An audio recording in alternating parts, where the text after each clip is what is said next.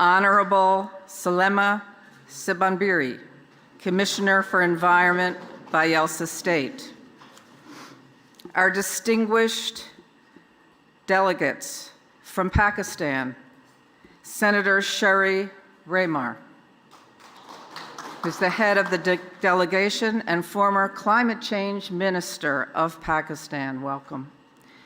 Senator Simi Ezdi, chairperson of Senate Climate Change Committee, Pakistan.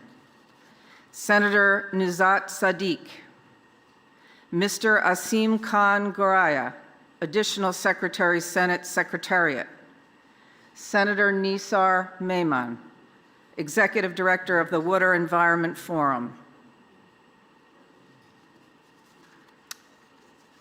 I want to say just a very, very short thing about our objectives today, and then I will hand it back to Freeman.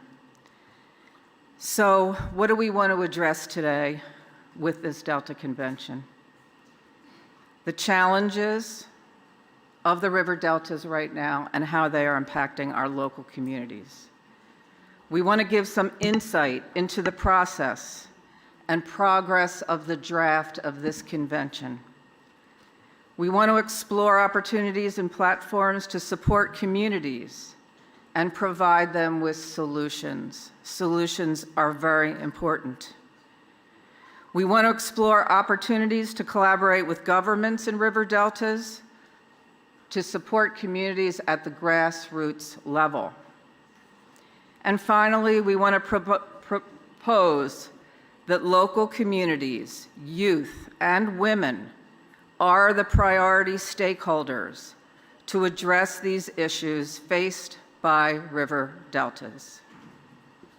In conclusion, we really know that through a new UN Convention on Conserving River Deltas, we can work towards peace through our common goal to provide clean water, sanitation, and livable communities for all of us.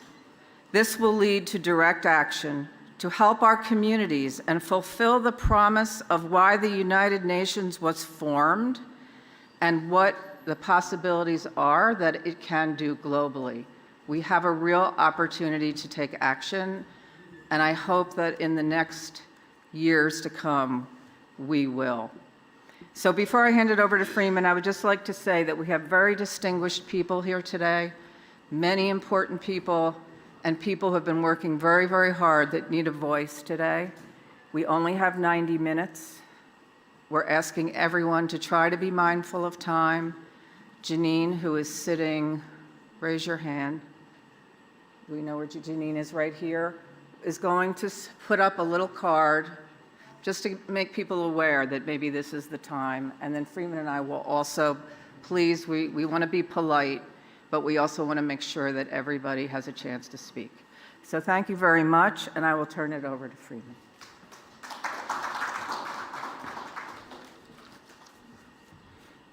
So thank you very much, and Susan. So we'll be heading straight. In order for us to ensure that we have time, we just have a short message, and I'll start it this way. To say good afternoon, distinguished and respected invitee speakers and government to this important, life-fulfilling and people-centered event. First of all, permit me to recognize the following distinguished personalities, and please note it's not in an order of hierarchy. The Executive Governor of Bayelsa State, Senator Governor Dore Diri. Again, want to say here, congratulations on your re-election to lead the good people of Niger Bayelsa State. Niger Bayelsa State and the Deltaic people that is committed to this cause of a UNCCRD, a UN Convention for Conserving River Deltas.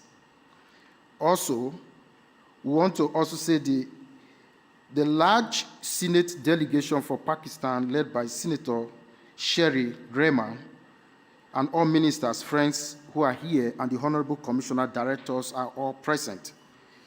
First, you that is seated here is very much respected, which is why my statement will say welcome. So today's special event is going to lead to an unveiling of an international multi-stakeholder platform that is geared towards the protection of the human, socio-economic, environmental, and the human perspective faced by a large population of hardly discussed people living around rivers and ocean-facing deltas across the globe. This is a targeted journey that started small, but with committed stakeholders who are drivers. We are hopeful that when the UNCCRD is fully operationalized, we substantially address some of the common challenges and peculiarity of deltas, including the less discussed impact that are terrifying, especially highland to lowland significant documented challenges. Climate change in our deltas are increasing daily, with new devastating report of impact, especially in local communities with indigenous people living in such prone landscapes. If we have an estimated 500 million people, who is a large number to be neglected in global discourse, especially as global finance, including climate actions, are becoming more limited. Only a little amount of these monies flow directly to where the challenges are felt. This is disheartening. We are concerned not to reach a stage where the problem far outweigh the available finances, either to adapt, mitigate, or build resilience, or come back after shocks. Now, we understood the role local communities or active citizen participation can play in finding solutions from local to global. Indigenous people knowledge are key to global solutions. These are some of the disturbing and heartbreaking emerging issues that this Convention on Conserving River Delta from the UN to the people is going to address, to look up to, so that the global goals before and after 2030 will happen to everyone in good faith. More people are displaced yearly due to flooding. It's pushing more people into hunger, getting population into food insecurity the more. This new form of migration we now see with an astonishing population is called migration for survival. Previously, the migration we know is rural-urban, but there is now migration for survival. And this was a case we saw. And this can lead to more conflict if we put all these things together, can become a distort to global peace and instability. So UNCCRD has come to address emerging issues leading to some of these challenges we have mentioned. So it is not an issue of global South. So it's not like a convention that is seeking for funding or for money alone, because if we saw what happened in Mississippi, we saw what happened in Vermont, we also saw similarity in Germany. These are issues that we cannot look at the associated conflicts and abuses, especially local people, because infrastructures are really not there. Now, in 2022, there was a serious flooding incident that occurred in Nigeria. And Nigeria, Bayelsa State, for example, placed 9 out of the 8 local governments underwater, including the capital, Yenagoa. Part of Bangladesh, Pakistan, that led to loss and damage fund. But with little of 400 money that got into it, I imagine what it can address. This also happened in Germany, whereby a 33 billion euros estimated to fix public and private infrastructure. So we are not here asking for UNCCRD that addresses global South issues. It's a common problem. This budget far outweighs the annual budget of many African countries for 1 year put together. Secondly, we don't have the kind of well-developed infrastructure that we have in Germany. Yet, Germany has 33 billion to fix. So if it happens, it's challenging. So this is why we want to see, because COVID-19 taught us that these challenges are enormous. We need to look for proactive, not reactive. Our governor is here, our ministers are here. He went to the nooks and crannies of Bayelsa State. If he tells you that governance become very more expensive for him at that time, we might not understand or quantify, and stressful because we can understand the kind of movement. So we need to be more proactive and reactive to ensure that global access to finance, including for climate action by this country. So people at the grassroots, lack appropriate solution because they don't have the adequate finance and inclusivity. So we need to promote equal access and participation in financing, governance, and negotiation. So UNCCRD fall into the United Nations game-changing global drive to promote inclusive and active citizen participation in governance and decision-making, access finance, and providing for indigenous knowledge. We don't want to wait further until this problem consumes us, particularly as finance is limited, including for political governance. UNCCRD will drive locally led and adaptive solution to issues of the Delta. So these issues have been well discussed with the UN, recognized, approved. But one, game-changing decisions are driven by the people. So UNCCRD will be driven by partners. The UN has designed what we call the game changer, and this is one of the game changer associated with by the UN. So it is you and me that will make it work for all, an inclusive convention that addresses particularly issues of the deltas. Thank you very much.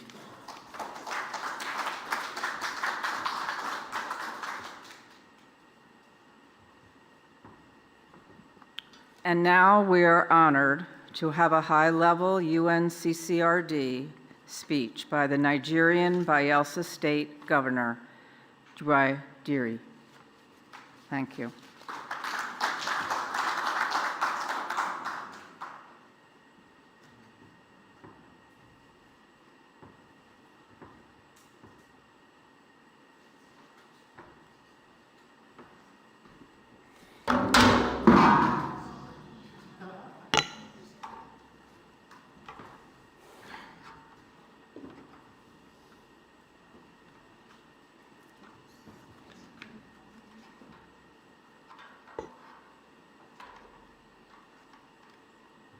Thank you.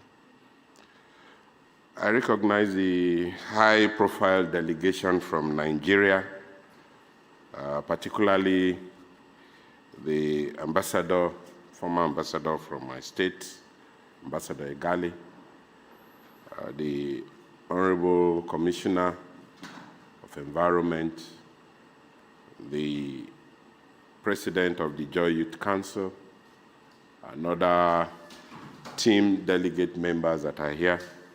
I recognize distinguished senators from Pakistan, another high-level officials from Pakistan, and other organizations that are being represented, partners that are represented here.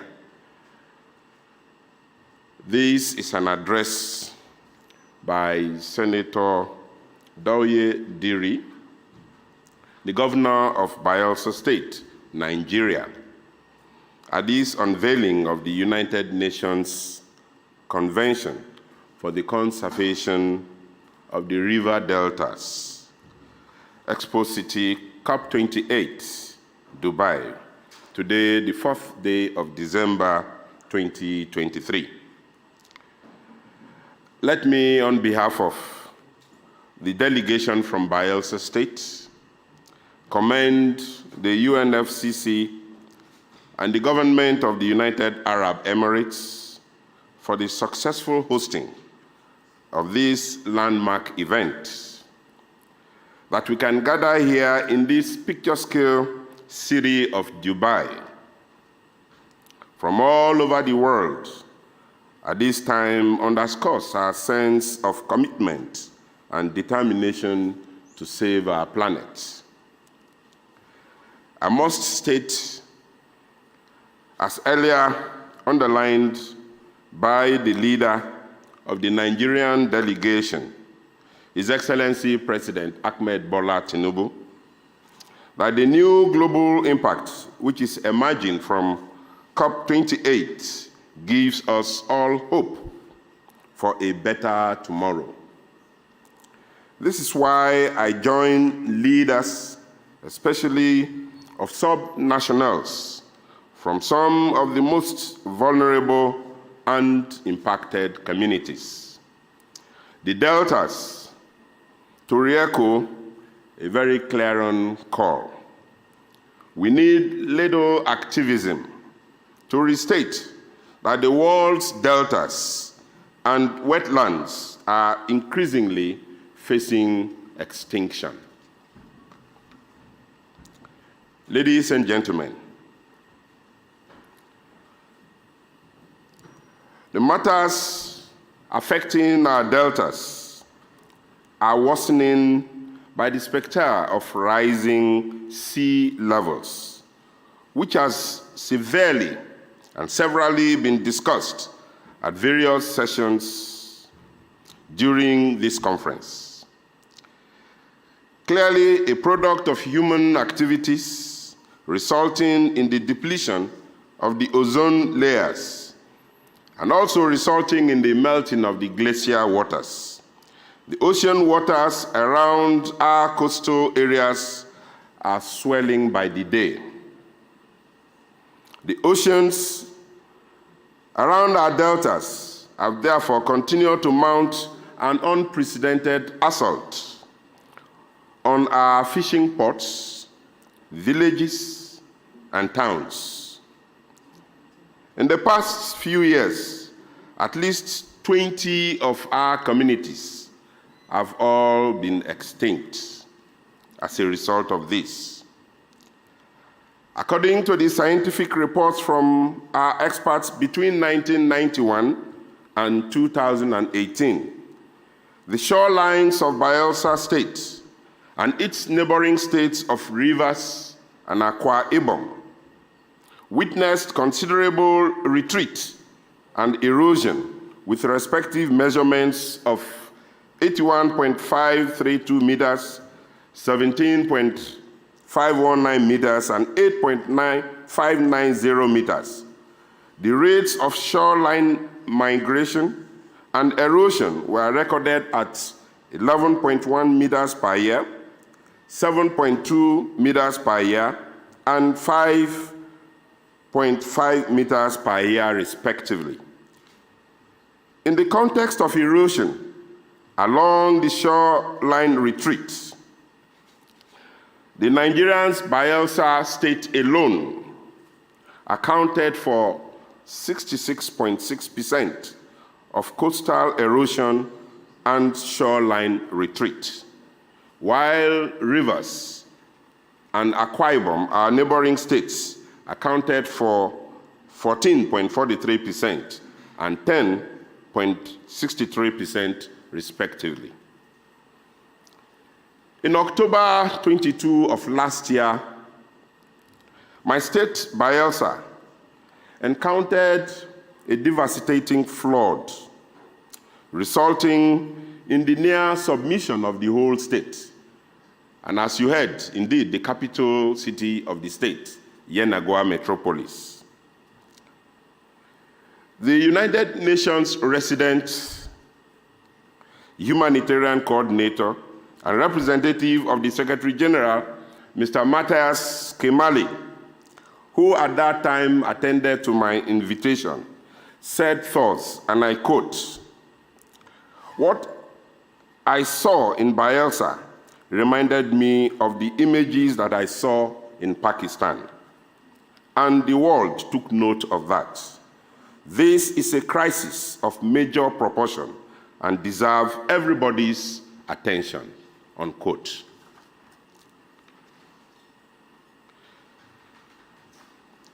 During my visit to the affected communities in this flood of 2022, I recognized the urgency in managing our deltas, water bodies, sea level risk, as well as pollution of our deltas. These endeavors will significantly contribute to addressing food insecurity, hunger, migration, and associated settlements and conflicts. Projections indicate that a 1 meter rise of our sea level in Nigeria compel about 80% of Delta's population to seek for higher grounds. And this is why we joined the deltas. We joined the deltas to unite and appeal to the rest of the world to work with us to address this situation. The government of Bayelsa will therefore continue to support and give priority attention to all activities and programs of the DeltasUNite. While these efforts are going on, and we, on our own end, have domiciled it directly in the office of the governor of Bayelsa State.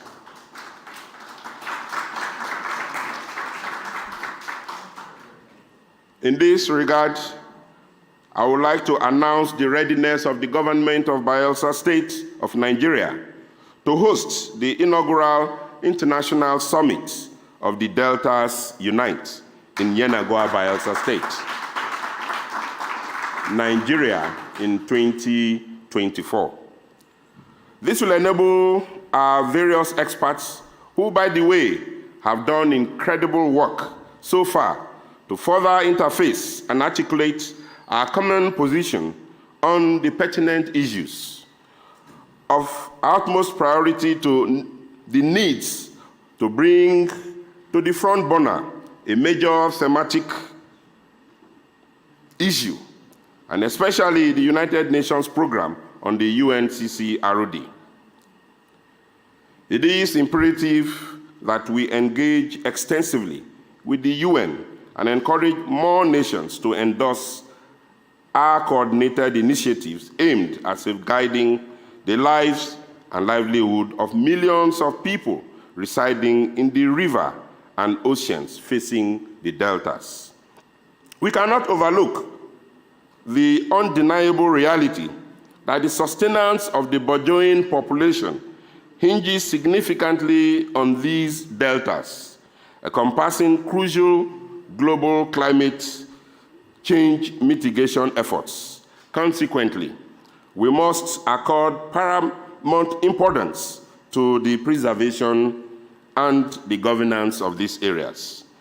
Our collaborative mandate following COP28 entails the operationalization of the UN Convention for Conserving the River Deltas commencing from next year, 2024. I therefore encourage you not to relent in supporting the United Nations Convention for the Conservation of the River Deltas, UNCCRD,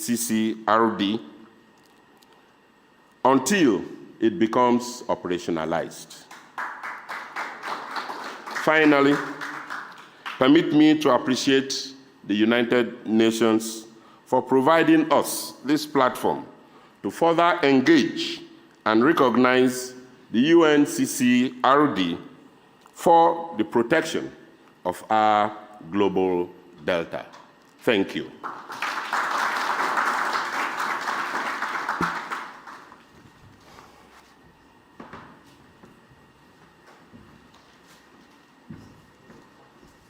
Thank you very much, Your Excellency. So we are going to move straight to the next conversation. We are very grateful and gracious to have you here today, and also to see how we move UNCCRD forward. So quickly, we are going to call on Senator Nancy Memor. Senator Memor. Senator Memor is going to present some of the challenges in the Indus River Deltas. After that, Dr.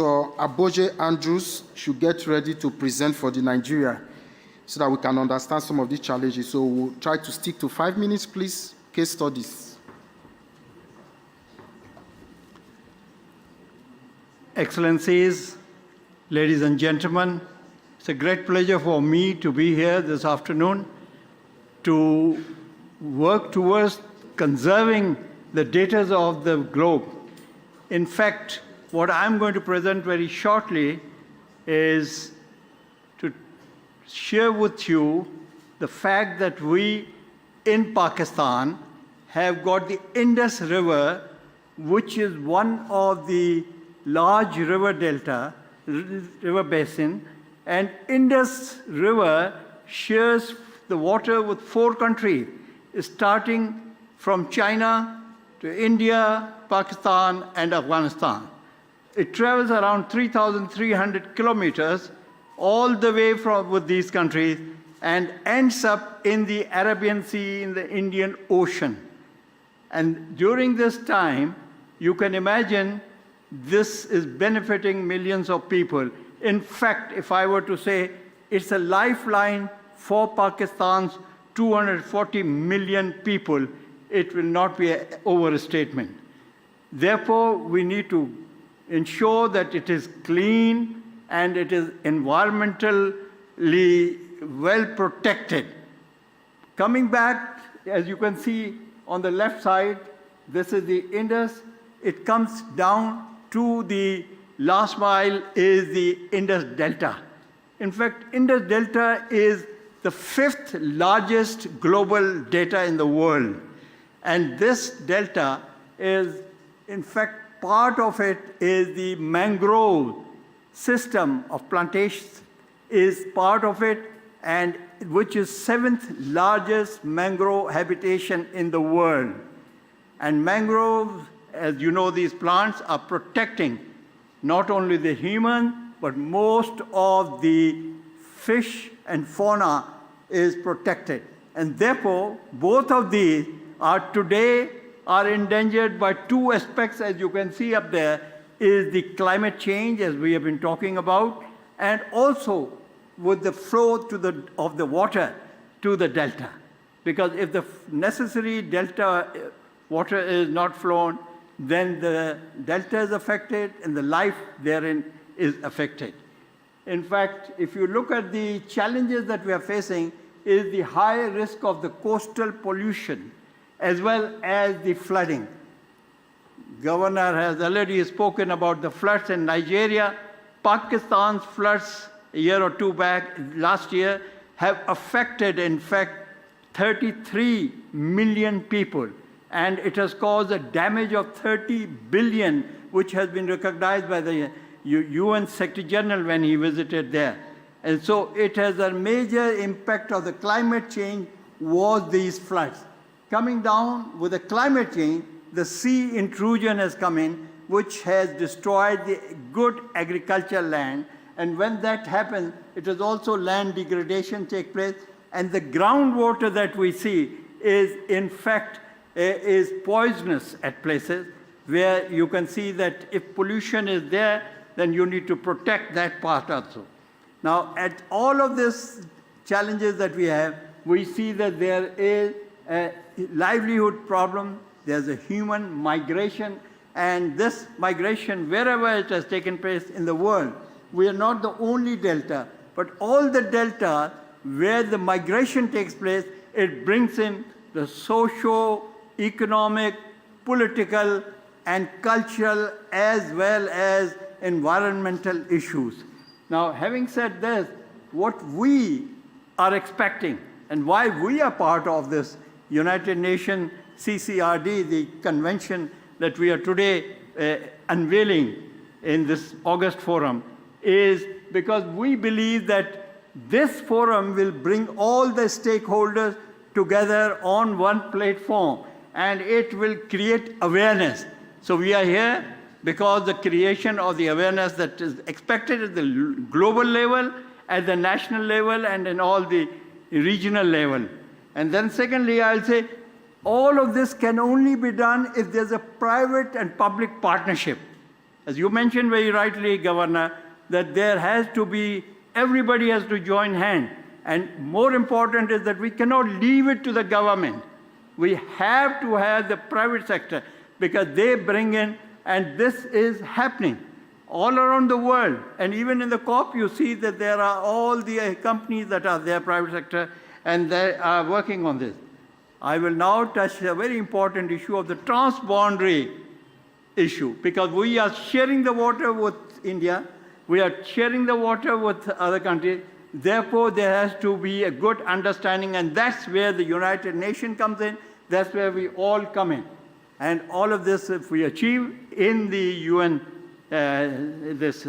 convention that we're talking, we'll be achieving the SDG goals of the United Nations, which we all are committed by 2030. Having said this, I think COP28 has started very well because it is all issues that we are talking about are across the borders and all the boundaries.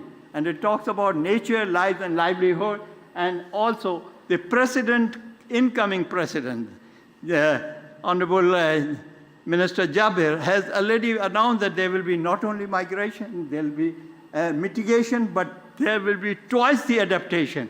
And I'll just close that he made the comment that commitment to save the delta. Now, having said this, lastly, I'd like to close by saying, what is Pakistan doing? Pakistan as a government, previous, present, and the future, are committed to the global national plan. And I here want to show you that there's a national adaptation plan because we have the NDCs moving to the NCC fund. We have a National Climate Change Fund already there. And we are not expecting only from the world, but we ourselves are working together. And this is the National Adaptation Plan. The one that is brought in, the writer is the Senator Sherry Rahman, who incidentally could not join us today because of the flight issues. But I thought I'll just share that this is there. And lastly, the current government has just next door in 85, we are 84 building, Pakistan has already launched with the Prime Minister. If you go back, please, just one thing. The Living Industry Initiative, and we are committed to providing 11 to 17 billion dollars will be needed. But Pakistan is recharging its own resources and provided its own $78 million. Having said this, finally I close by showing you the last chart. Look at the life of the one district is the Delta, the adjoining one is Karachi. Here are the poverty, and here are the migration taking place. So you can see the social problems that take place. With these words, I'll say thank you very much. Thank you very much, Senator Nisa Memo. We actually apologize that we know that the time actually is not sufficient, but the unveiling has. So quickly, I want to call on Dr. Aboje Andrews, who is going to present the issues in the Niger Delta. Thank you.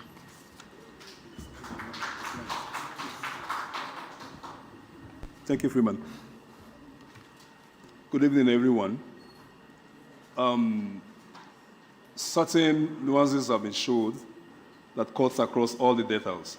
So on behalf of the Niger Delta region of Nigeria, I want to quickly say we're in all this together. So the Niger Delta area, like we all know, is in Nigeria, in Africa. So I'll be quick to explain all the nuances to us. Next slide, please. So when you say the Niger Delta region of Nigeria, we have various states that make up the Niger Delta. Now, I want you to take a very close look at this map. Bayelsa State, which is in the forelead of this today, is sitting right there in the ocean. The blue there you're seeing is the Gulf of Guinea and is directly bordering the Atlantic Ocean. So that tells us the consequences and the seriousness of which situation we in the Niger Delta area, particularly Bayelsa State, were faced with. Next slide. Okay.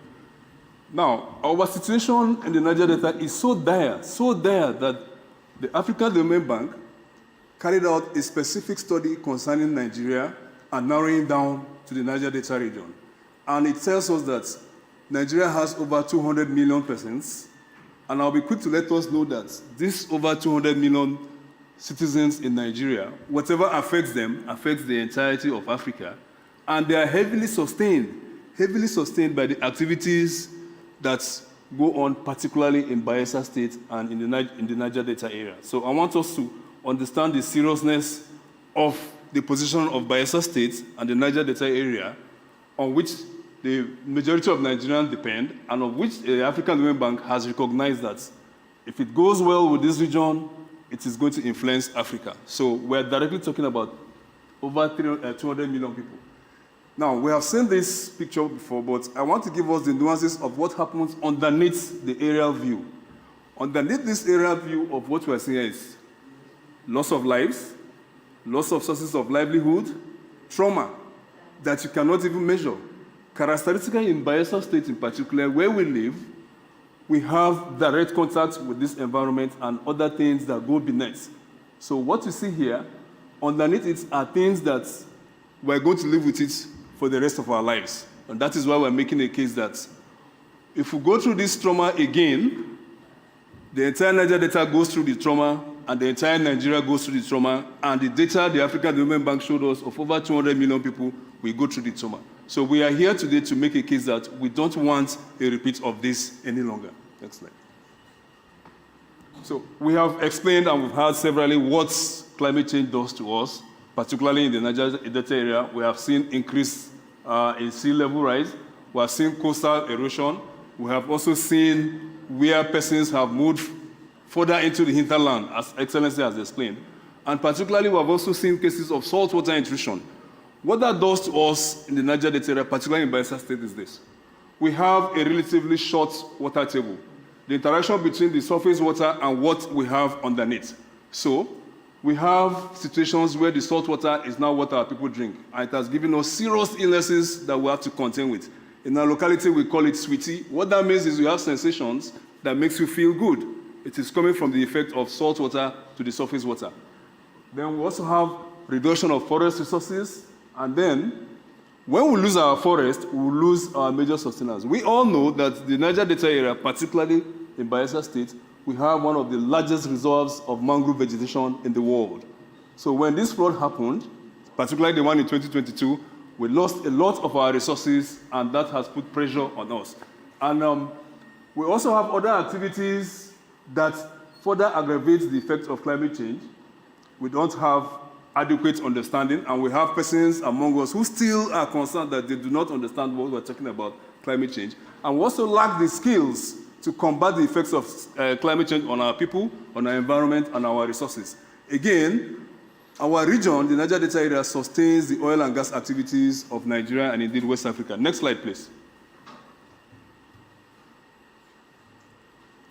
So this is a snapshot of what becomes of our environment. We've seen it before at the United Nations conference in New York. Oil and gas activities have a lot of influence that increases the climate change condition of the Niger Delta area. So we're appealing to all globally, not just the United Nations, every international organization that have effects to do with what affects us in the Niger Delta, please let all hands be on deck to help this situation with climate change.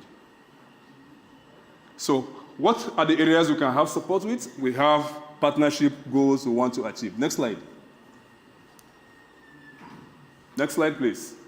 So we have very serious commitments, and we have seen it today demonstrated over and over again that we have started partnership with various persons in the world. We have a university, Niger Delta University, which we have gone into partnership with several organizations globally. And we want to say that we are prepared. We're not just folding our hands to wait to ask for handouts. We have been doing what we can on our part. We have our universities working on it. And you see our amiable governor, he's here today. This picture shows the representatives from the United Nations that have come to Bayelsa State to look at that. That is his homeland. So this further shows that we are committed in Bayelsa State. We have been on this thing for a long period of time. So we are also coming here again today to say, please, let's join hands together and work to achieve our goals. Thank you. The final slide.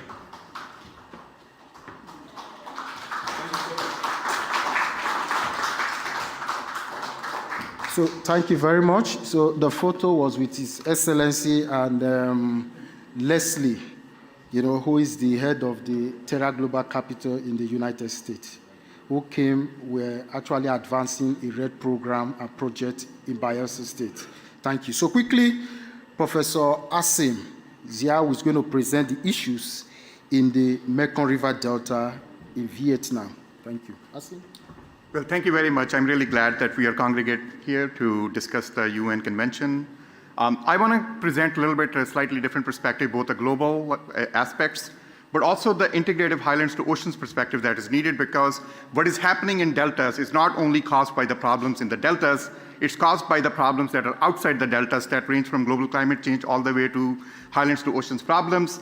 And the climate change is causing disruptions in the water cycle problem. So here what you see is this kind of like the lasers showing that on the highlands there are snows, glaciers that are melting, at the same time sea level rise, and there's a lot of human intervention in the systems that is causing that problem.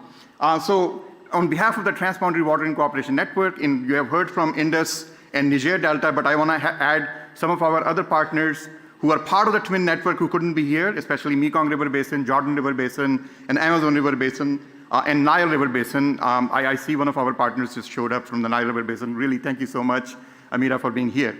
I think I just want to present the perspective here, the climate change. So just so you know that we are already committed to, even if we take Paris commitments actions, we are already committed to, under the very low emission scenario, about a 0.5 meter sea level rise by the end of this century. That means that 0.5 meter rise means that we would be losing about 50 million people would be displaced, no matter what. By the end of this century, we are on the path to the worst case scenario at this point of time because of the inaction on the climate change.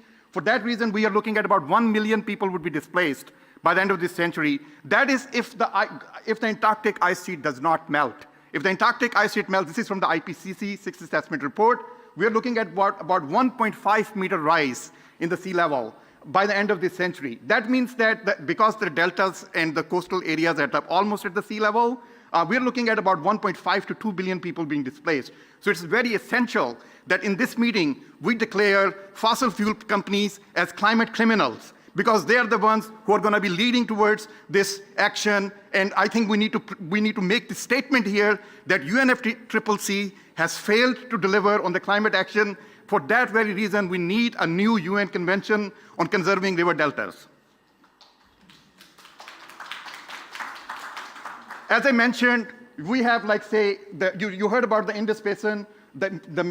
We have already seen the impacts of climate change. On the right-hand side, from the Himalayas, the Mekong Basin comes where the glaciers are melting, but the sea level rise is already showing saltwater intrusion and challenges in the Vietnam area. Our collaborators from Vietnam are online, and they are already experiencing massive amount of displacement, saltwater intrusion, etc. Then we have, in addition to, it's not only the ocean-facing deltas. In the Jordan Basin, where the Israel and Palestine and Jordan share the inland deltas, like Sea of Galilee or Dead Sea, there are also already water crisis that's happening, water scarcity challenges. They're not able to grow the food because of the global warming-induced evaporation that is leading towards less and less water, fresh water that's available to them. And then in the Amazon Basin, in the Amazon Basin, which is on the left-hand side, the deforestation in the lowlands is causing droughts in the highlands. So it's not only the actions of the highlands that is affecting the lowlands, because the highlands have the control over the water, they're building dams. All of these dots here, triangles, show the dams. But it's also the lowland countries, their actions can also have an effect on the highland countries. So we are all interconnected. We need to think about these river basins from highlands to oceans as interconnected living organisms. We cannot just make actions in one place and hope that the things would change, not change at the other place. We are all interconnected, so we need to take integrative action that is from highlands to oceans. In Africa, you heard from the Niger Basin already, but we are also working in the Nile Basin, as I mentioned. The Nile River Delta is very, very vulnerable. Actually, I met with one of the US Department of Defense officials recently.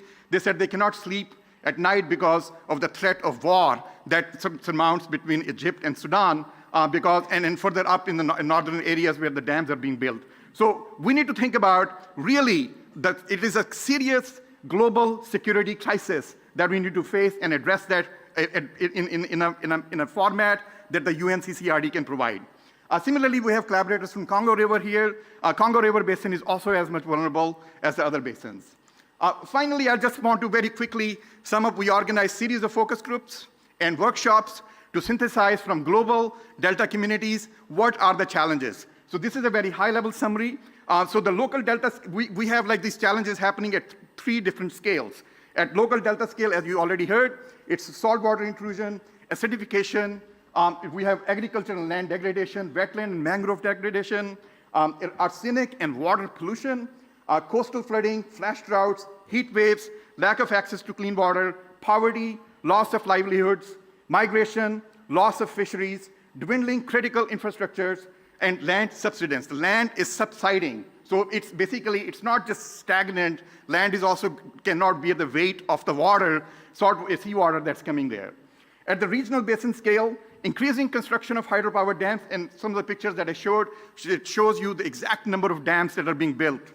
And irrigation diversions reduce water flow from upstream to downstream, diminishing river flows to deltas. Upstream sources of pollution include manufacturing, agriculture, housing, and transportation sectors. At the global planetary scale, we need to have sea level rise and glacial melting that's causing the problems at the slow onset events, but increasing intensity and frequency of extreme events such as floods, droughts, and heat waves are acute events that are causing this. So thank you very much, and I'll come back in terms of the solution space later on. Thank you. Thank you very much, Professor Asim. We are very glad you were able to draw issues that connect land issues, and land also has to do with farming and a lot. So thank you very much. So on this note, we will also want to, in the UNCCRD design, we've been able to actually come up with 3 committees that is advancing what is happening in UNCCRD. We have the science and the governance. So at this point, I want to call on Professor Mickey Glantz. He's from the Center for the Consortium for Capacity Building, University of Colorado in Boulder, from the US. Mickey, we would like to hear from your many years of experience. Thank you. Oh, I need the clicker. She's going to give me the clicker. Thanks. What's that? Okay. Hi. So what I intend to do is talk to you in 10 slides about deltas. Okay? I'm not a delta expert. I'm a social scientist. I work with delta people and scientists.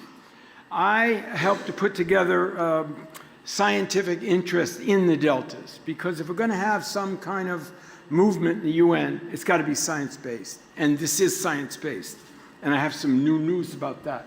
But these are various deltas, major deltas around the world. But there are minor deltas and middle-sized deltas. So there are a lot more deltas than we think. Okay. Usually I save this slide for the end.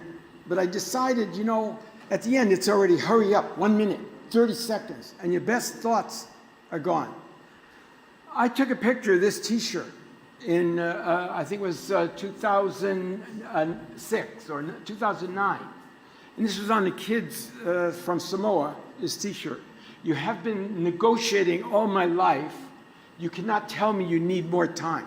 Deltas don't have any time. We've been telling Delta people, we've been telling policymakers, the deltas have been eroding for the last 4 decades, at the least. And here we are. So something that seemed like a small problem, today's like yesterday, tomorrow's like today, no difference, a little bit, deal with it later. Doesn't work that way. They accumulate. These problems accumulate, and all of a sudden you have the crisis. So right now we're paying for decisions made decades ago, and our grandkids are going to pay for our decisions because we're too, we don't want to spend the money now to stop a problem or prevent it. Okay, so you can't pass the problems on again. So looking back to look ahead, we're all standing on someone else's shoulders, okay? I didn't wake up in the morning and say, I've got a great idea, let's save deltas. No, they tried. 10 years ago, they tried. This woman, Effie Fufulu Georgiou, July 2013, team of Delta collaborators, science, this is science, and they put together a decadal initiative for science. The problem is it didn't include much social stuff. It didn't fly. Maybe there was another war somewhere, whatever. It didn't work. But this woman spent 5 years trying to get the Delta some recognition and to come up with a UN International Year of the Delta, okay? And there are these kinds of years. So I wanted to look back to look ahead. And this is what she said. Deltas are home to over 500 million people. They're home to biodiverse, rich ecosystem. We know this by now if you're sitting in here. And you can read about it if you don't want to watch this. They're economic hotspots. They affect navigation, they affect food, they affect disease, they affect medicines. The loss of delta is a loss, but these are the problems that they have. Okay, they're disappearing at an alarming rate, blah, blah. You can read about this, sea level rise, saltwater intrusion, etc. I'm rushing the clock here. Okay, biodiversity, these are goods and services. I mean, this is what we get out of the deltas. Biodiversity, fisheries, mangroves, storm protection, delta soils are fertile, medicinal properties for health and folklore and all that stuff. Sequesters carbon through the mangroves, all right? Nutrient cycle, nutrient recycling. I don't know if you're holding up a sign or taking my picture. Okay, I want my 30 seconds. Okay, so anyway, these are goods and services. This is wonderful. This is what the Millennium Ecosystem, oh, you got no chance. This is, you know, this is what the Millennium Ecosystem Assessment done in 2005 said. It said, goods and services for human well-being. Sounds great. Okay, but what's going on in the Delta? Slow motion changes, incremental changes, what I call creeping environmental problems. If you look at that, flooding in the river basin storm, tropical cyclones increasing, saltwater intrusion, you know, blah, blah, loss of degradation of agricultural lands, sediment loading varies, sometimes a drought upland, no sediment, or too much sediment at other times, just doing floods below, okay? So this is future disasters in the making, and it's now.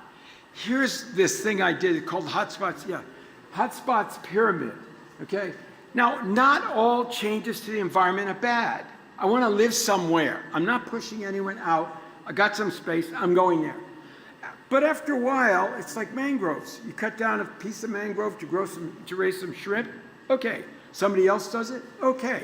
When 1,000 people do it, the mangrove's gone, the fish nursery is gone, it doesn't make sense. You have to control this stuff. So this is it. Flashpoint, I say, when you identify that it's a problem, start dealing with it then. Otherwise, you get to this flashpoint. Firepoint means it started, you might as well move on. Then you get this. For many deltas, the future has already arrived. Stop talking about 2050. Stop talking about 2100. It's here. We're losing deltas, and as you've seen with flooding and all that other stuff coming down. Dr. Savitsky is a delta expert who made me a delta expert in a year. Well, some months, okay? Now I feel that I'm an extension. But she's the great one. It started, this activity for deltas started as a grassroots thing. Let's do something about the deltas. Nobody cares about your delta. You live in Nigeria, no one cares but Nigeria. You live in the Mekong, no one cares. No one cares about my Mississippi River, except the American government, which also may not care that much because it's one state. You see? So this is true. This is a problem. That's why I thought, why don't the deltas get together and have a loud voice? And the inspiration for that loud voice, okay, so I'm going to say scientists from around the world, and I haven't talked to every one of them, but I have talked to 20 that Dr. Savitsky put me in touch with. She is a major expert. She got them from Tokyo to Colombia, to Bogota, Colombia, to various places, the Indus, etc., Mekong. So we got them to write and say, we're willing to help. I have them on email. They can't deny it.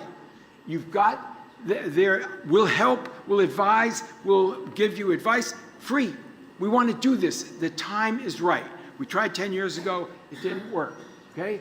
But this morning, while you were all sleeping, I got an email from the Mega Delta program of the Ocean Science Decade of the IOC. The Mega Delta program of the UN Ocean Science Decade today sent its support for DeltasUNite. Now, you got so many scientists now, I'm just letting you know that the scientists are behind this. So when the UN says something, I think we can say it. Now, this is what we're trying to avoid. Do you all remember this? When the Maldives, the Prime Minister, they had a meeting under the water. That's not going to happen in the deltas. People are going to move. But this was to make a point. I'll call back. Anyway, So then going back to this thing about goods and services for human well-being, it's only half a problem. It's like clapping with one hand. What do you need for the other hand? It should be human goods and services for ecosystem well-being. I can assure you the ecosystems do not care about us. The grass and the trees are sitting there saying, well, wait till they screw up the planet, we'll get it back when they're all gone.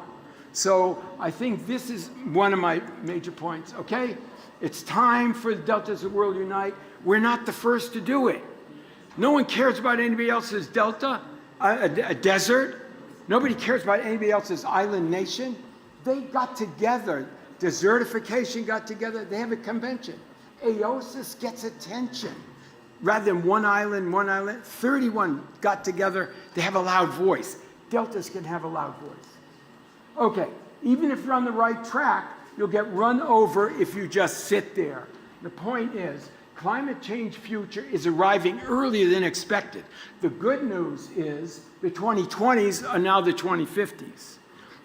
What's worse, the 2050s are likely to be 2100. What we expect to occur in 2100 will be popping up by 2050. We'd better get on a stick and get going. That's it. And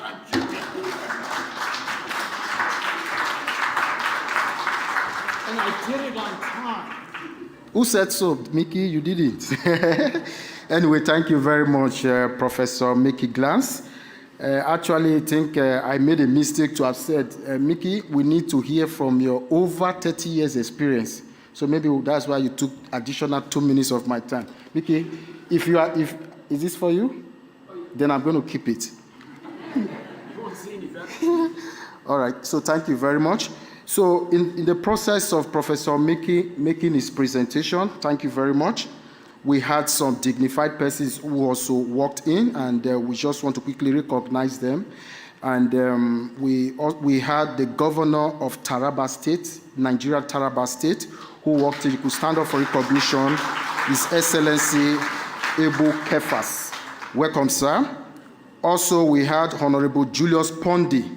He's a parliamentarian. So he's also here. Can we just see you? Can wave to us in Bayelsa State. Also, we have federal parliamentarian.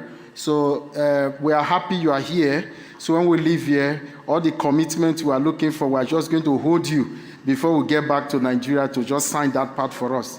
So yes, he's actually the chairman, Committee on Environment. So he's key to the UNCCRD. Also, we have Julius Ronnie, who is here and is a leading investor in Nigeria. Thank you very much, sirs. And also want to say thank you to Senator Simi SD, the chairman of the Senate Committee in the Pakistan Government Climate Change. If I blunder your name, forgive me. You can throw me out outside the gate.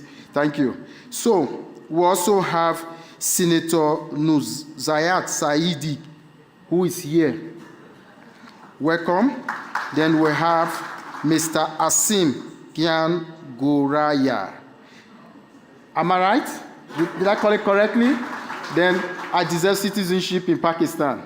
All right, so we move on with the program. I want to quickly move on to calling Ambassador God knows Igali, who chair the Governance Committee of the UNCCRD in the process. Ambassador Igali is one-time ambassador of Nigeria to the Scandinavia country. So when we say the Scandinavia put together, is the NORAD region put together, and also a former permanent secretary at the Federal Ministry of Water Resources. So he's deep in what we are doing, and we are privileged to have a father like him driving UNCCRD. So he's going to tell us the governance structure being proposed. Thank you. Thank you very much. Can I invite Wakede to join me? Your Excellencies, the governors here present, and senators from our sister country, Pakistan, and other personalities. Well, a lot of time is gone, and I think that the first challenge we have before us is that thrust of working together as a team to be able to drive the process of getting a UN convention to take us to that level. Because, as has been amply explained, we have a double jeopardy. The waters from Transboundary, and by the way, let me explain that the River Niger covers 9 countries. It starts from down the extreme west of West Africa in Senegal and comes right down 9 countries and drains into the Atlantic Ocean in the Niger Delta. So it's a very large basin that is covered. And we have a double jeopardy because the waters from the ocean are rising and the more water is coming from up, down. So from the 2 sides, we are being drowned. And that is why this convention is very important. And I like what Professor Miki said. We don't have to wait until we go under the water to hold our conferences. Let us start to work together. First thing is for us as directly impacted populations, because for us it is not a matter of science and academics. It's a matter of survival. We saw what happened in Pakistan. Last year, we see what is happening in Vietnam. We see what happened in Bayelsa. For 3 weeks, we were cut off from the rest of the country, and we were underwater. No communication, no airplane could land, because water levels on the tarmac were about 2 meters, and the roads water levels were as much as about 10 meters. So we need to work together to make the world to know that this is beyond rhetoric, this is beyond politics. A critical mass of the world's population is being drowned because of this double action. So the governance structure we have put together is very brief, and let me also welcome the Director General of the Nigerian Hydrological Services Agency, the expert on groundwater movement, Engineer Nze, who is here with us. So why I called Wakede, he heads our secretariat on governance structure. And if I begin to speak, I get emotional on this matter, because I'm still appearing to have another discussion. So Wakede, just in 1 minute, let's just explain the governance structure we put together, and so we can allow others to speak. Okay, in 1 minute, as I'm told, this convention is to give leverage to community people for inclusivity, participation, and recognition in all the framework from planning to implementation, that community people should be involved in the governance structure, in discussing their affairs, that we should no longer alienate community people from the planning process, engagement process. They should be key in determining their own future. That, in one word, is the basic foundation upon which this convention is hinged. Thank you. And in another one word, let me explain.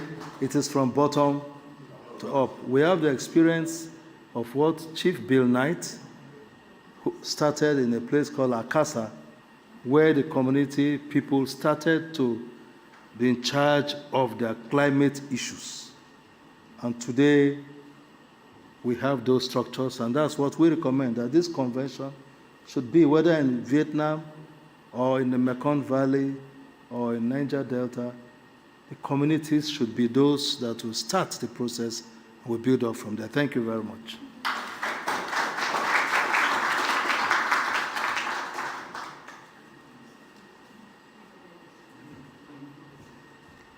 Thank you very much.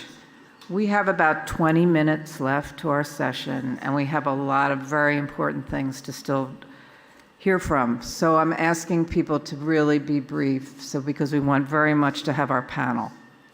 So next we will have Dr. Asim Zia, who will talk to us briefly about the language of the UNCCRD Convention.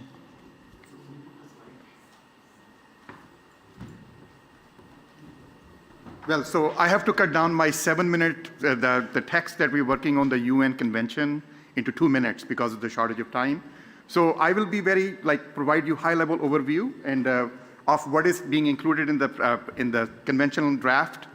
We are still working on including the process of like how to bring together. So, but just very quickly, as I mentioned already, since the problems do not lie just in the deltas, we need to address the problems at multi-level governance problems. So because the problems, as I mentioned, are also at the basin scale as well as the global scale. So we need to have a multi-level, inclusive, and anticipatory governance solutions perspective that are being embedded. So we have collected the opinions so far from a variety of stakeholders across these river basins. We want to establish intergovernmental UNCCRD secretariat. So it will not be just a governmental secretariat, it will be intergovernmental, so that enabling direct access to indigenous, youth, and vulnerable communities. We want to enable inter-delta sharing of knowledge and resources so that there is learning from each other. As you heard from Professor Glant's presentation, there's a lot of work that's already been done, but we can learn a lot from each other. Promote transboundary cooperation from highlands to oceans among all riparian partners, which would mean equitable allocation of water quantity and access to clean water. We want to preserve minimum environmental flows in rivers and implement global water quality standards. So those would be critical that we require action across, not only at the global scale, but also within the riparian countries. As I showed you, each river basin is a living organism, and that requires to be, the actions need to be taken by all riparian partners in order to ensure that there is water, clean water is available at the delta scale. At local to global policy solutions, we want to raise funds both from private and intergovernmental resources to mainstream community-centric early warning, early action systems that include integrative highlands to oceans actions. Not just actions at the delta, but the actions would need to be taken in terms of like where the dams are being built, where the pollution is entering the sources. We need to address those right at the source. Empower and fund community science. We feel that community science is critical for us to get the data and hear directly from the communities and engage them in the action. We need to pilot basic income support programs for vulnerable populations so that they do not have to be living in the refugee camps forever. Rather, we want to build adaptive capacity for them. Finally, anticipate and plan for mitigation, migration of vulnerable delta communities. The migration is already happening. We need to be proactive and anticipate that and prepare for that in the form of like anticipate where they're going to go and house them and shelter them, so that on the humanitarian grounds, this is what we owe. And I think, in my view, climate criminals need to fund that activity so that we could actually house the people who are being climate refugees. Thank you very much.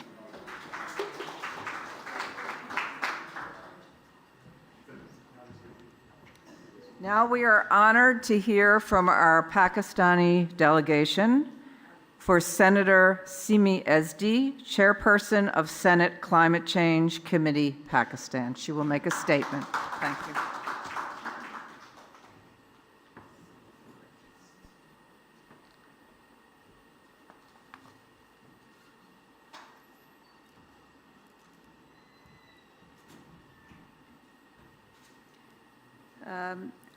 I'm very thankful for the program organizers to invite us here. I would like to thank the coordinator of Unite Delta project, Mr. Freeman, Governor of Nigeria, Excellency Doae Diri. I hope I've taken the name correctly. And Chairman, Water Environment Forum, Mr. Nisar Memon. Excellencies, dignitaries, ladies and gentlemen, Assalamu alaikum. It is an honor to be present here among such a diverse representation of experts and policymakers and share my views and experiences in protection of river deltas. We are facing multiple impacts of climate change in shape of severe floods, biodiversity loss, desertification, erosion of deltas, and other warming-associated impacts. It has profoundly impacted human capital, including their lives, basic well-being, and future productivity. Hence, the global cooperation is the need of the hour to cope with and avert such global challenges in future. Similarly, river deltas, which occupy only meager Earth's land surface, but provides sustenance to millions of people, are under continuous stress. Human intervention in shape of river diversions, groundwater extraction, and urbanization along with intense threat from climate change, pose a serious threat to river deltas, especially in Asia. Therefore, it is high time to take corrective measures to offset these deadly impacts of worsening climate crisis. In this regard, we welcome this timely initiative to introduce a United Nations Convention for the Conservation of River Deltas, UNCCRD, for the protection of river deltas. We hope that this initiative will promote inclusive governance of water resources and give local communities more voice facing adverse consequences of climate change on water resources. We also look forward for collaboration in future to share best practices for the protection of river deltas under the guidance of this convention. In Pakistan, Indus Delta is recognized as a Ramsar site, boasting rich biodiversity, including mangrove forests, birds, and marine life.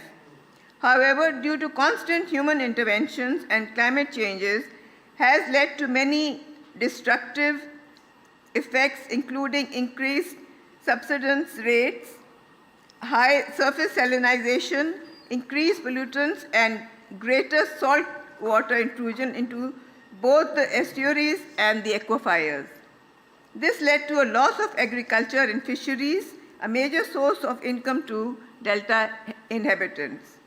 Despite being a minor contributor to climate change, Pakistan never overlooked the urgent need for better management of the rising risk of extreme climate events by better adaptation through climate-smart programs for healthcare, water, sanitation, and food security.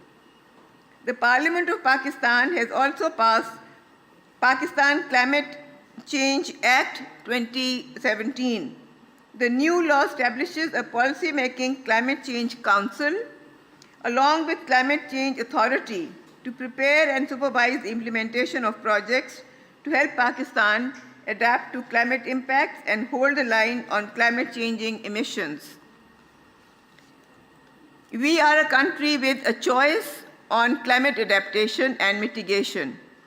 We have shared robust natural capital restoration efforts, and because of our efforts, we have managed to reduce 8.7% of CO2 emissions. Our initiatives include the Living Indus Initiative, Afforestation Initiatives, Recharge Pakistan, and Protected Areas Initiative, the PAI. And most importantly, our very important, the 10 billion tree tsunami project, which was launched in 2019. Because of this, our afforestation project, the UN Environment Program, UNEP, in 2021, declared Pakistan as forest champions in Asia-Pacific region. Under Recharge Pakistan by 2030, it has been envisaged to transform the Indus Basin at 6 sites to build resilience of 10 million people through climate-resilient agriculture and water management, and strengthening government capacity to support communities to adapt. Living Indus Initiative, spearheaded in collaboration with the United Nations, aspires to transform the Indus Basin into a thriving system by repairing and restoring the natural resources and ecosystem. These are resilient in the face of climate change. Moreover, under voluntary plantation drives, Pakistan has annually increased mangrove forest at an annual growth rate of 3.74%, making Pakistan the only country in the region with an expanding mangrove cover. Similarly, our Sindh province and Port Qasim Authority has declared mangroves forests as protected forests. To protect this is essential life-supporting ecosystem, providing habitat, shelter, breeding ground for a number of economically important wild flora and fauna. Here I would like to share some very important news. I think we all know that in last year, in 2022, in Sharm el-Sheikh in Egypt, Pakistan was the chair of the G77 plus China group, and we successfully managed to initiate the Loss and Damage Fund. Now, this fund has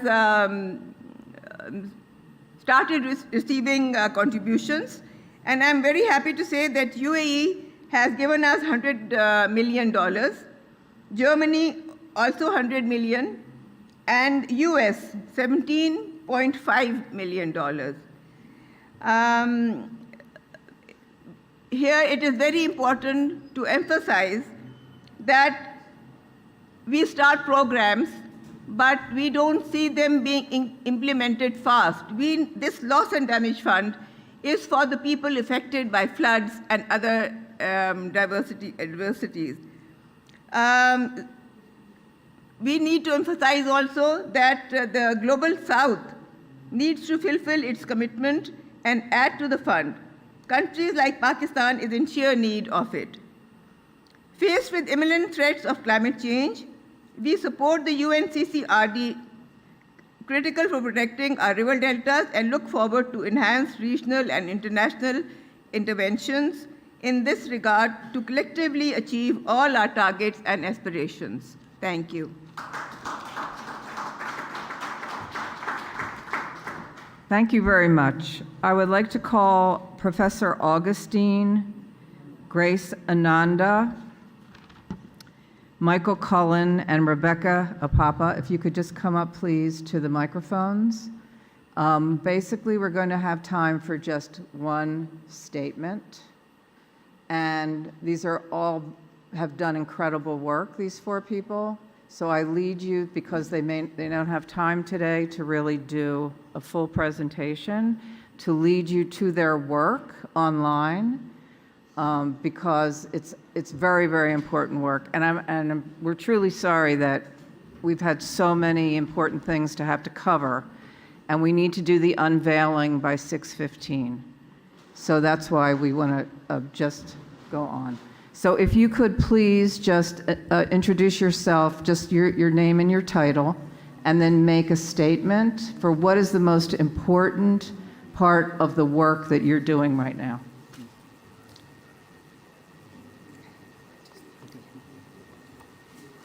So thank you very much, our respected panel. So we had to quickly cut it short so that we could get to time. So we'll start just like the way we are seated. So we want to introduce Professor Augustine Arokwe. He's a senior research professor and top researcher with the Norwegian University of Science and Technology. So, Prof, we know that recently, and the world knows that research doesn't have to end in the chairs of researchers. So there is growing need to engage citizen science and inclusivity, the participation, so that we can start having real-time researches that work for the people. So you understand about the UNCCRD because you are instrumental in the process of the formation and the designs. What kind of citizen science do you think works, making key examples when it comes to flooding, sea level rise, and how local community could be part? So, Prof, if you can do this for us in the first stretch of 3 minutes, we'll appreciate it. Thank you very much. I think your question is like asking me to write my life history in one page, which is not possible, but I'm going to try. I think that we cannot, by any means, finance ourselves out of the current tragedy that's looming with climate change. We need to engage science. We need to engage citizens.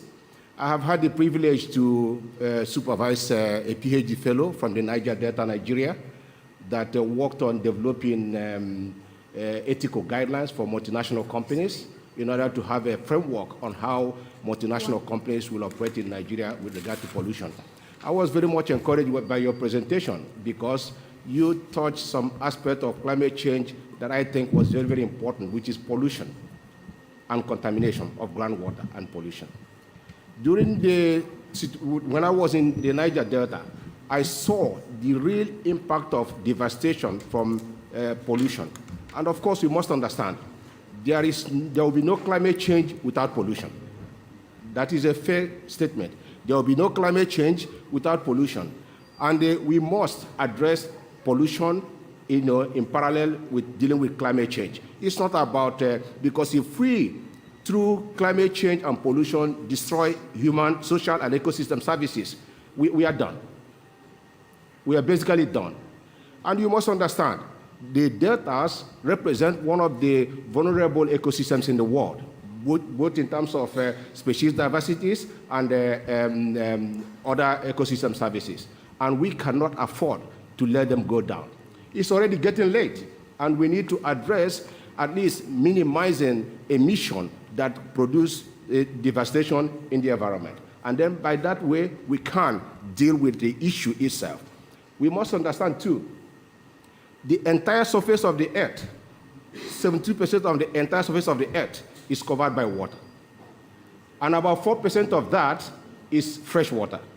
So you can imagine, if we, where we live and cause all the damage that we cause on the surface of the earth, represent 28% of the earth, then Bangladesh might stop to exist in 50 years. We can't let that to happen. And when that is said, I think in doing this, with this,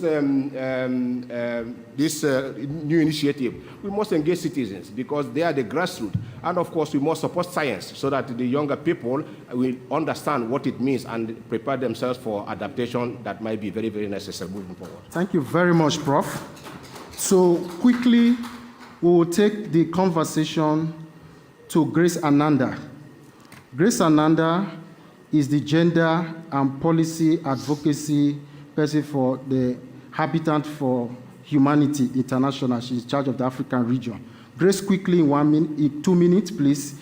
How do you think gender is seriously affected looking at woman and the girl child? Thank you. Thank you very much, Freeman, for giving Habitat for Humanity an opportunity to be part of this important discussion. I'm joined by my colleague, Director of Program, Margaret Mengo, who is now acting as our camera lady. So when it comes to gender and women's rights issues, it's very important for us to ensure that gender-responsive policies that are climate smart should be included in climate discourse. Habitat for Humanity, we are a housing organization that seeks to ensure that everyone has a place to call home. And we are looking at habitability, adaptability, tenant security, and also intersectionality of climate change and gender. One of the speakers spoke about housing and also human settlement and migration. And I was so happy because I was like, who is talking about migration? People at the deltas rivers, especially women, are worst affected when it comes to climate change. They like access to financial opportunities. They use the land most as a way to grow the economy and also as a livelihood. And my hope is that the convention and the statement that we've made, let's ensure that we put in the aspects of housing and human settlement. And Habitat for Humanity is seeking to ensure that the policies that are in place are transformative and also ensuring that mitigation should be adaptive and also targeting the vulnerable communities. Thank you very much. Thank you very much, Grace Ananda. We are going to quickly allow the panel, the expert panel, to hold on. We are going to call on His Excellency, the Governor of Bayelsa State, Governor Dore, to quickly unveil the UNCCRD with a quick statement. Your Excellency, sir. So, Rob, just play it. So the whole essence of what we are doing is to officially unveil. Once we unveil, we continue with, yes, so unveiling it, we are going to call on the Governor of Taraba State, Excellencies, the Minister from Pakistan, Senator Memo, you join His Excellency to unveil officially the UN Convention for Conserving River Deltas. Your Excellency, sir.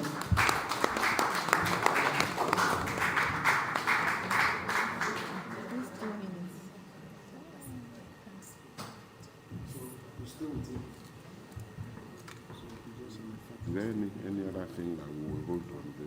No, excuse me.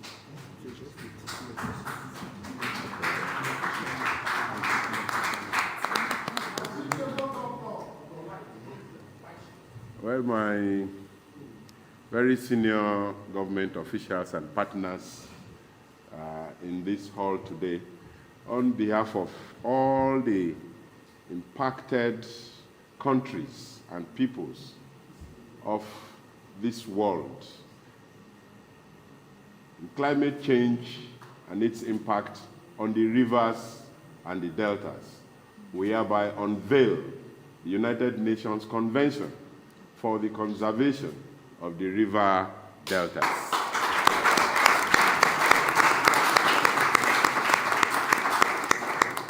Thank you.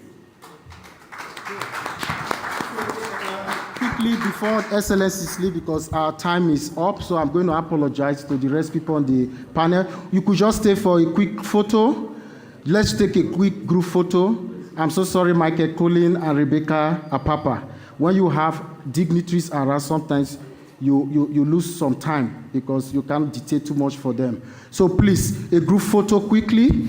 And as soon as we are doing this group photograph, please, we don't have time. We have exhausted our time. As you are going, you just take a pack. And also, we are extending an invitation to you. Everyone has to be at Jumeirah Beach Hotel for a dinner party with some of our excellencies. Thank you very much. Please, by this announcement, we are saying that His Excellency, the Executive Governor of Bayelsa State, is inviting everyone to come over to Jumeirah Beach Hotel, Jumeirah Beach Hotel, a prestigious Jumeirah Beach Hotel, 7:30 for a dinner event. And all of you guys are welcome to this dinner event. All of you. Please, just stand quickly for the photo. Can we just do it behind here? Sir? Jumeirah Beach Hotel, 24th floor. The DG of, hydrological service, please come up, sir. Join His Excellency. Remember, Jumeirah Beach Hotel, 24th floor. 24th floor.